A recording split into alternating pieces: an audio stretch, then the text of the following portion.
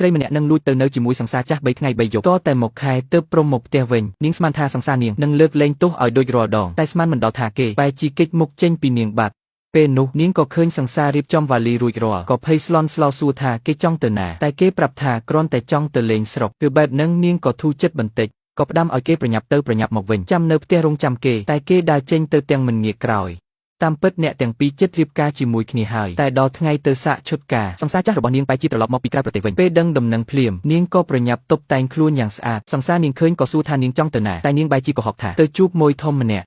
់ឲ្យគេទៅសាកឈុតការមុនទៅរួចក៏ប្រញាប់ចេញទៅបាត់គេឃើញទូរស័ព្ទនាងភ្លេចនៅលើតុក៏រើសយកទៅឲ្យនាងវិញស្រាប់តែពេលនោះមានសារផ្ញើមក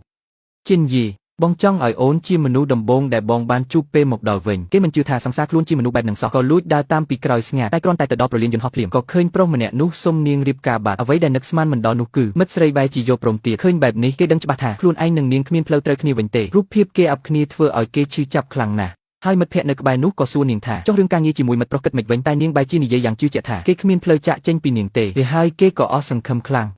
ងក៏លើកទូរស័ព្ទទៅរកប៉ាម៉ាក់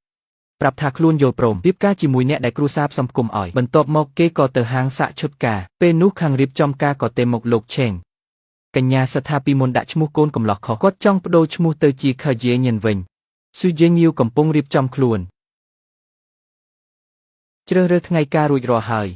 ដើម្បីរៀបការជាមួយប្រុសផ្សេងពេលនោះគេក៏តាំងចិត្តឲ្យស្ងប់ហើយប្រាប់ឲ្យដូរឈ្មោះមិត្តស្រីទៅជាឈ្មោះគូដណ្ដឹងថ្មីវិញស្របពេលនោះមិត្តស្រីក៏ដើរមកដល់នាងក៏ធ្វើជាសរសើរគេឡើងហួសហេតុបន្ទាប់មកនាងក៏ប្រាប់ថាថ្ងៃការមានការរវើបន្តិចចង់លើកថ្ងៃការទៅ2 3ថ្ងៃទៀតខាងប្រុសដឹងចិត្តនាងច្បាស់ណាស់ក៏យល់ព្រមតាមនឹងទៅឃើញសង្សារយល់ព្រមងាយបែបនេះនាងក៏ស្បត់ភ្លាមថាមួយជីវិតនេះស្រឡាញ់តែគេម្នាក់គត់តែ3ឆ្នាំមុនគេក៏ធ្លាប់ស្ងាត់មាត់បែបនេះដែរចឹងហើយទើបសម្ដីនាងលើកនេះធ្វើអីគេមិនបានព្រោះឥឡូវនាងទៅនៅក្នុងរង្វង់ដៃអ្នកផ្សេងបាត់ហើយបន្ទាប់មកនាងក៏ប្រាប់ទៀតថាយប់នឹងចង់ទៅដើរលេងជាមួយមិត្តភក្តិដោយសារតែទម្លាប់ទៅហើយគេក៏ឲ្យនាងទៅតែពេលគេទើបតែមកដល់ផ្ទះក៏ឃើញមិត្តភក្តិរបស់នាងបង្ហោះរូបក្នុងបណ្ដាញសង្គមពេលនោះឯងអាម្នាក់នោះក៏ផ្ញើសារមកឌឺដង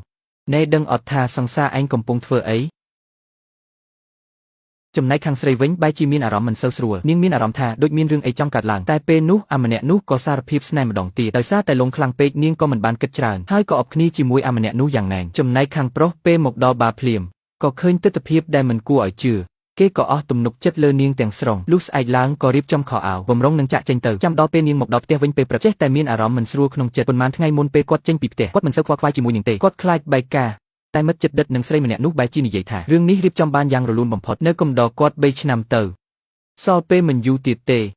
សំខាន់ឲ្យតែផុត1ខែនេះទៅគាត់នឹងត្រឡប់មកក្បែរឯងវិញដោយស្ដាប់បង្គាប់ហើយយេញៀវ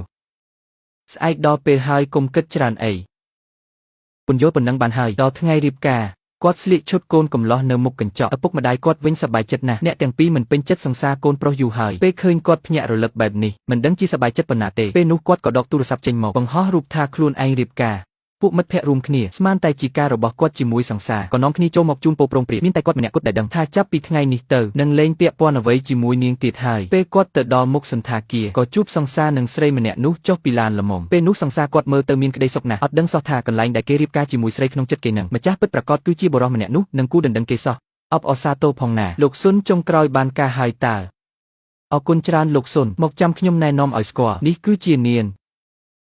ជំរាបសួរលោកស៊ុនលោកស៊ូថ្ងៃនេះអត់ឃើញស៊ីងហឺសោះគឺស៊ីងហឺនឹងហើយអ្នកដែលខ្ញុំត្រូវរៀបការជាមួយគឺគេនឹងឯងអាហាលោកស៊ូនិយាយលេងមែនទេរឿងបែបហ្នឹងនិយាយលេងមិនកើតអ្នកដែលត្រូវរៀបការជាមួយជានាងគឺខ្ញុំតែស៊ីងហឺទើបតែបង្ហោះ Facebook ថាថ្ងៃនេះគេរៀបការតើឯងនិយាយថាអីមែនតើមើលទៅទាំងសន្តាគារទាំងថ្ងៃខែគឺដូចគ្នាបេះបិទមិនក៏អាចថាមិនមែនការជាមួយលោកបានមិនអាចទេមិននឹងអាចទៅរួចគេរៀបការតែអត់ឃើញកូនក្រមុំផងចុះគេការជាមួយអ្នកណាខ្ញុំការជាមួយអ្នកណាពាក់ព័ន្ធអីជាមួយឯង